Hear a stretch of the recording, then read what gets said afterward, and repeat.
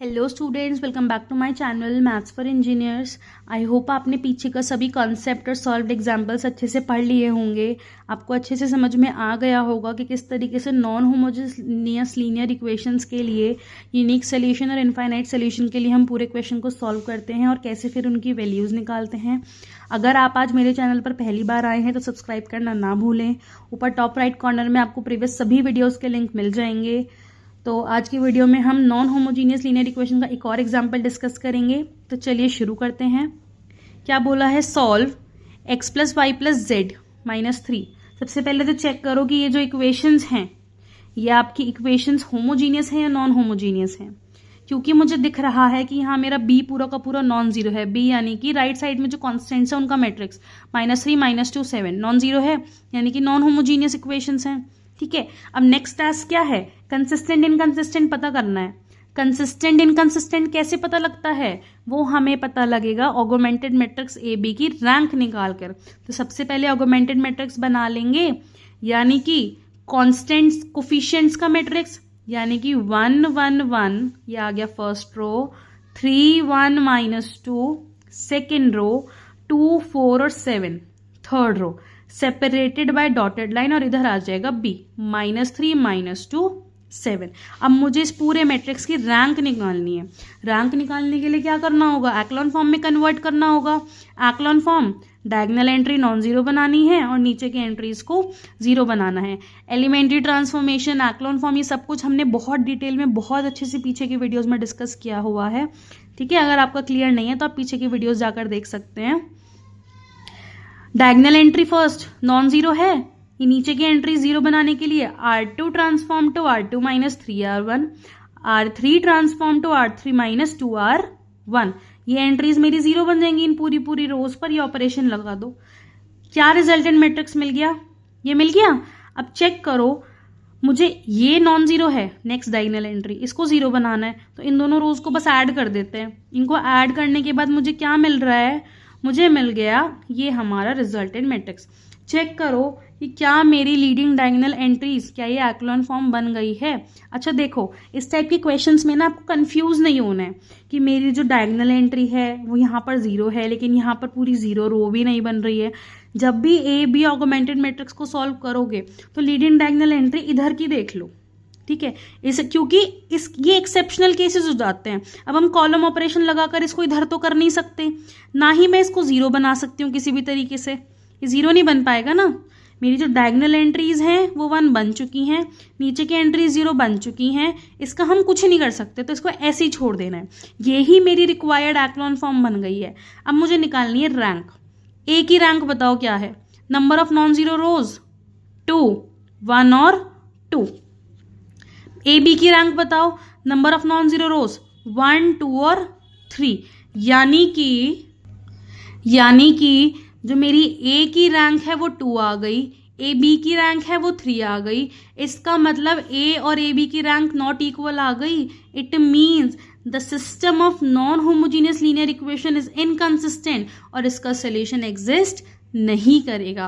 अच्छा एक चीज समझो कि अगर मेरी रैंक इक्वल आ जाती है तो मेरा इनकंसिस्टेंट होता क्यों है? देखो जरा, देखो ये मेरी क्या आई थी? एक्लॉन फॉर्म आई थी ऑगमेंटेड मैट्रिक्स की। ठीक है, अगर इफ मेरा ये सोल्यूशन एग्जिस्ट कर रहा है, सपोज करके चलो, तो हम इसका सोल्यूशन कैसे निकालते हैं? इक्विवेलेंट सिस्टम बनाना पड़ेगा। बनाओ जरा, क्या बनेगा? x plus y plus z is equal to -3। ठीक है, -2y -5z is equal to 7, और यहां पे मुझे क्या मिल रहा है? 0 इज इक्वल टू 20। क्या ये पॉसिबल है? कोई जीरो वैल्यू एक नॉन जीरो वैल्यू की इक्वल हो सकती है? नहीं हो सकती।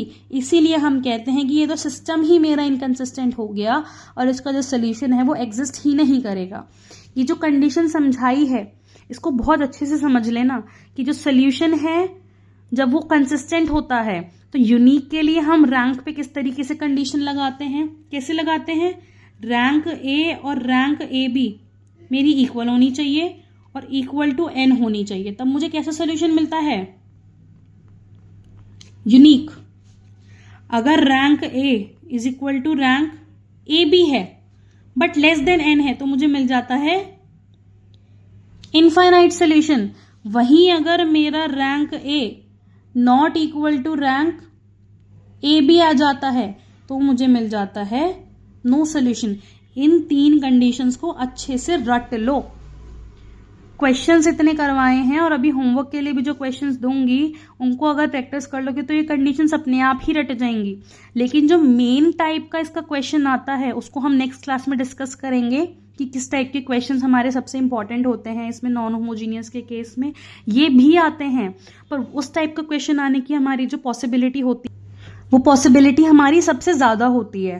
ठीक है, तो उसके लिए अगर आपको ये तीनों कंडीशन बहुत अच्छे से समझ में आ गई हैं कि रैंक इक्वल है एन के, रैंक कब लेस देन इक्वल है तो कैसे सोल्यूशन मिलेगा, नॉट इक्वल है तो नॉट इक्वल होने में क्यों नो सोल्यूशन आता है, ये सब कुछ बहुत अच्छे से क्लियर होना चाहिए। तो कल की क्लास के लिए अच्छे से पढ़ के आना।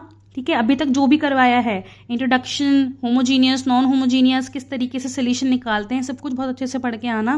तो कल वाली क्लास का जो क्वेश्चन हम डिस्कस करेंगे बहुत इंटरेस्टिंग क्वेश्चन है, बहुत मजेदार क्वेश्चन है, मजा आएगा करने में। ठीक है, तो तब तक के लिए पढ़ते रहो। अच्छा, होमवर्क के क्वेश्चन और ले लो, ये नोट कर लो, ये होमवर्क के क्वेश्चन है। ठीक है, इसमें क्या करना है कि ये हमें इक्वेशंस दी हुई हैं, इनको बताना है कि ये जो है ये इनकंसिस्टेंट है, यानी कि कंसिस्टेंट नहीं आएगा। अच्छा, यहां 0 0 0 देखकर कंफ्यूज नहीं हो जाना है कि ये तो होमोजीनियस इक्वेशंस हैं। जरा चेक करो इधर, 2x + 6y + 11, ये 11 इधर आकर हो जाएगा -11, ये 3 इधर आकर हो जाएगा -3, 1 इधर आके हो जाएगा -1। तो ये नॉन होमोजीनियस का ही क्वेश्चन है। उसी तरीके से ऑगमेंटेड बनाओगे, रैंक निकालोगे, रैंक निकालने के बाद रैंक चेक करोगे इक्वल आ रही या अनइक्वल, और फिर बताओगे कंसिस्टेंट है या फिर नहीं है। सेम इस क्वेश्चन में, सेम इन क्वेश्चंस में कंसिस्टेंसी बतानी है। नॉन होमोजीनियस के तुम्हारे केसेस हैं, ऑगमेंटेड की रैंक निकालोगे, चेक करोगे इक्वल है या फिर नहीं है, इक्वल है तो यूनिक है या इनफाइनाइटली मैनी है, और अगर है तो सोल्यूशन किस तरीके से सॉल्व करना है। ऐसे ही इसमें रैंक टेस्ट लगाओ, इक्वेशन जो है कंसिस्टेंट है वो बताओ, और फिर उसके बाद उनको सॉल्व करो। आई होप आपको आज का वीडियो अच्छे से समझ में आ गया होगा। अगर आपको आज का वीडियो पसंद आया हो तो लाइक करें, शेयर करें, सब्सक्राइब करें और कमेंट करके ज़रूर बताएं कि आपको आज का वीडियो कैसा लगा। तब तक के लिए अच्छे से पढ़ो, जितना भी पढ़ाया है solution of system of linear equation में अच्छे से पढ़ लो। अगर कॉन्सेप्ट अच्छे से क्लियर हो गया और अच्छे से पढ़ लिया तो नेक्स्ट वीडियो बहुत अच्छे से समझ में आ जाएगी, बहुत मज़ा आएगा करने में, बहुत इंटरेस्टिंग क्वेश्चन हैं आगे के। ठीक है, तो मिलते हैं नेक्स्ट वीडियो में, तब तक के लिए thank you and bye bye and take care.